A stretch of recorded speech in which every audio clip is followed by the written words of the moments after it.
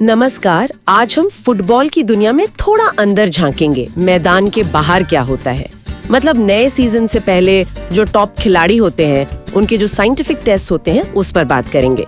ये सिर्फ दौड़ भाग या वार्म अप मैच जैसा नहीं है, ये कहीं ज्यादा गहरा और जरूरी मामला है। बिल्कुल। हम अक्सर मेसी, रोनाल्डो जैसे स्टार्स की बात करते हैं तो लगता है सब नेचुरल टैलेंट है, पर सच ये है कि हर सीजन शुरू होने से पहले ना ये खिलाड़ी करीब 50 से भी ज्यादा अलग अलग साइंटिफिक जांचों से गुजरते हैं। 50 से ज्यादा? बाप रे। हाँ, ये एक तरह से कह सकते हैं कि इंसान के शरीर की हाई टेक सर्विसिंग हो रही है। तो आज हम यही समझने की कोशिश करेंगे कि ये जो कमाल की परफॉर्मेंस हम देखते हैं उसके पीछे साइंस क्या है और क्लब इतना पैसा क्यों लगाते हैं इन सब टेस्ट पर। तो कहाँ से शुरू करें? शायद मेडिकल जांच से। हाँ, वो बिल्कुल नींव है, मतलब अगर वो ठीक नहीं तो आगे कुछ भी करने का फायदा नहीं। इसमें सबसे पहले तो डिटेल्ड ब्लड टेस्ट होते हैं। मैनचेस्टर यूनाइटेड जैसे क्लब वो करीब 47 अलग अलग पैरामीटर्स चेक करते हैं खून में। 47 पैरामीटर्स? अच्छा, इसमें मतलब सिर्फ हीमोग्लोबिन या शुगर लेवल टाइप चीजें होती होंगी? नहीं, उससे कहीं ज्यादा। वो खिलाड़ी की रिकवरी कैसी चल रही है, कोई न्यूट्रिशन की कमी तो नहीं, थकान का लेवल क्या है, यहाँ तक कि कोई अंदरूनी इन्फेक्शन के शुरुआती लक्षण भी पकड़ में आ जाते हैं। मतलब परफॉर्मेंस गिरने से पहले ही प्रॉब्लम पता चल जाए। उसे वहीं ठीक कर लो। फिर दिल की जांच बहुत अहम है, ECG, स्ट्रेस टेस्ट। वो क्रिस्टियन एरिक्सन वाला जो हादसा हुआ था मैदान पर, हाँ वो तो भयानक था। उसके बाद से तो ये और भी ज्यादा सीरियसली लिए जाते हैं। ये पक्का करते हैं कि खिलाड़ी का दिल पूरी तरह से ठीक है। और डोपिंग टेस्ट वो तो होते ही होंगे? हाँ, वो तो कंपल्सरी है।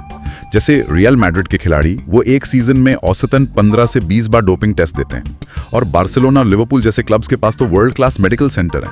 लिवरपूल का जो रिकॉर्ड था 2019-20 में, एक भी बड़ी चोट नहीं लगी थी प्लेयर को। हाँ, मैंने सुना था। वो कुछ हद तक इसी डिटेल तैयारी का नतीजा था। ये पक्का करते हैं कि खिलाड़ी मेडिकली एकदम फिट है, चोट का रिस्क कम है और पूरे सीजन के लिए एक बेसलाइन बन जाती है हेल्थ की। ओके, तो मेडिकल फिटनेस होगी, इसके बाद आता है फिजिकल फिटनेस।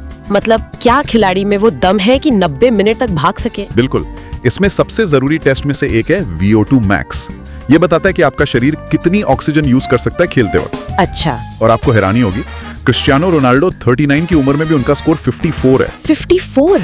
ये तो मतलब बहुत ज्यादा हुआ ना। हाँ, ये कई 20-22 साल के टॉप एथलीट्स के बराबर है। अरे वाह। तो इसका मैदान पर क्या असर होता है? इसका सीधा मतलब है कि वो मैच के आखिरी मिनटों में भी जब बाकी खिलाड़ी थक रहे होते हैं तब भी वो तेजी और स्टैमिना बनाए रख सकते हैं।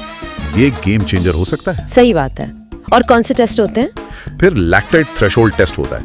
ये बताता है कि खिलाड़ी कितनी जल्दी थकता है। और स्पीड टेस्ट तो हैं ही, जैसे किलियन एम्बापे। हाँ, उसकी रफ्तार। उसकी टॉप स्पीड करीब 38 किलोमीटर प्रति घंटा रिकॉर्ड की गई है। ये टेस्ट उस तरह की एक्सप्लोसिव स्पीड को जांचते हैं। और जाहिर है अलग अलग पोजीशन के लिए जरूरतें भी अलग होती होंगी। गोलकीपर और विंगर का टेस्ट एक जैसा तो नहीं होगा? बिल्कुल नहीं। गोलकीपर को शायद क्विक रिएक्शन टाइम चाहिए, विस्फोटक जंप चाहिए। डिफेंडर को ताकत चाहिए, विंगर को स्पीड और एंड्योरेंस, मिडफील्डर को शायद सबका मिक्स। तो ये टेस्ट हर खिलाड़ी की जरूरत के हिसाब से कस्टमाइज होते हैं। लिवरपूल का एक 6 मिनट रन टेस्ट है, वो स्टैमिना को परखने के लिए काफी फेमस है। अच्छा, अब बात करते हैं ताकत और मूवमेंट की। आजकल फुटबॉल में सिर्फ बॉडी बिल्डर जैसी ताकत तो नहीं चाहिए होती होगी? नहीं, बिल्कुल नहीं। अब फंक्शनल स्ट्रेंथ की बात होती है, मतलब वो ताकत जो खेल के मूवमेंट में काम आए। इसके लिए आइसोकाइनेटिक मशीनें होती हैं। आइसोकाइनेटिक, ये क्या करती हैं? ये मशीनें मसल्स के हर ग्रुप की ताकत को अलग अलग बहुत सटीक तरीके से नापती हैं। इससे पता चलता है कि कहीं कोई मसल ग्रुप कमजोर तो नहीं है या दोनों पैरों की ताकत में ज्यादा फर्क तो नहीं है, मतलब इम्बैलेंस का पता चलता है। अच्छा, ताकि चोट का खतरा कम हो। हाँ, फिर फोर्स प्लेट्स होती हैं। खिलाड़ी उस पर कूदते हैं जिससे उनकी जंपिंग पावर और उतरते वक्त बैलेंस कैसा है ये पता चलता है। और एक आपने बताया था फंक्शनल मूवमेंट स्क्रीन, FMS, वो क्या है? FMS वो ये देखता है कि खिलाड़ी जो बेसिक मूवमेंट्स है ना, जैसे स्क्वाट करना, आगे झुकना, लंच करना, वो कितनी सही टेक्निक से कर पा रहा है। ओके। अगर मूवमेंट का पैटर्न गलत है तो उस पर बार बार जोर पड़ने से चोट लग सकती है, खासकर घुटने की ACL इंजरी वगैरह। FMS से ये रिस्क पहले ही पकड़ में आ जाता है। और कुछ क्लब तो इसमें बहुत आगे हैं, शायद मैनचेस्टर सिटी, बायर्न म्यूनिख। हाँ, ये क्लब प्रिवेंटिव अप्रोच पर बहुत काम करते हैं। डेटा एनालिसिस से चोटों की भविष्यवाणी करने की कोशिश करते हैं। बायर्न म्यूनिख ने तो दावा किया था कि उनकी प्रेडिक्शन एक्यूरेसी 80% तक पहुंच गई है। 80%? ये तो कमाल है। इसमें टेक्नोलॉजी का भी बड़ा रोल होगा। वो खिलाड़ी GPS बेस्ट पहने दिखते हैं ट्रेनिंग में। बहुत बड़ा रोल है। वो GPS वह सब ट्रैक करता है, कितनी दूरी दौड़े, कितनी तेजी से दौड़े, मैदान पर कहाँ ज्यादा रहे, हीट मैप्स। कोच को रियल टाइम में पता चलता है कि कौन सा खिलाड़ी ज्यादा थक रहा है, किसे आराम देना है। अच्छा। फिर डेक्सा स्कैन होते हैं बॉडी कॉम्पोजिशन के लिए। DEXA scan? हाँ, ये एकदम सटीक बताता है कि शरीर में कितना फैट है, कितनी मांसपेशी है, हड्डियों की डेंसिटी कैसी है। इसी के आधार पर फिर डाइट प्लान वगैरह बनते हैं। और वीडियो एनालिसिस तो है ही, पासिंग एक्यूरेसी, पहला टच कैसा है, ये सब सुधारने के लिए।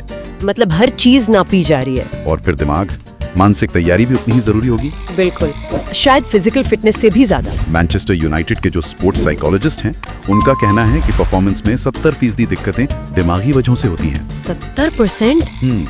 ये तो बहुत ज्यादा है। हाँ, इसीलिए अब मेंटल फिटनेस पर जबरदस्त फोकस है। खिलाड़ियों से लंबी चौड़ी प्रश्नावली भरवाई जाती है, एंजाइटी लेवल, स्ट्रेस कैसे मैनेज करते हैं वगैरह। स्पोर्ट्स साइकोलॉजिस्ट के साथ रेगुलर सेशंस होते हैं। प्रेशर सिचुएशन जैसे पेनल्टी शूटआउट, उसको सिमुलेट करके प्रैक्टिस कराई जाती है। यहाँ तक कि टीम बॉन्डिंग एक्टिविटीज भी इसी का हिस्सा है, ताकि टीम में तालमेल अच्छा रहे। बार्सिलोना की जो ला मासिया एकेडमी है, वो इसी होलिस्टिक अप्रोच के लिए जानी जाती है। तो मतलब निचोड़ ये है कि आज के जो टॉप फुटबॉल खिलाड़ी हैं, वो सिर्फ टैलेंटेड नहीं है, बल्कि वो साइंटिफिकली ऑप्टिमाइज्ड किए हुए एथलीट हैं, है ना? बिल्कुल। ये सारे टेस्ट ये पक्का करते हैं कि खिलाड़ी फिजिकली और मेंटली एकदम पीक पर हो, चोट का रिस्क कम से कम हो, परफॉर्मेंस लगातार अच्छी रहे और करियर भी लंबा चले। सही कहा। और इसीलिए क्लब इन सब चीजों पर करोड़ों खर्च करने से हिचकिचाते नहीं है। ये एक तरह का इन्वेस्टमेंट है उनके लिए। बिल्कुल। तो ये थी हमारी पड़ताल कि कैसे विज्ञान टॉप फुटबॉलर्स को तैयार करता है। और ये सब देखकर एक सवाल जरूर मन में आता है सोचने के लिए कि जब साइंस का रोल इतना बढ़ गया है, तो आज के सुपरस्टार फुटबॉलर की पहचान में वो जो कुदरती हुनर है, वो कहाँ खत्म होता है और ये साइंटिफिक बढ़ोतरी कहाँ से शुरू होती है? ये वाकई सोचने वाली बात है।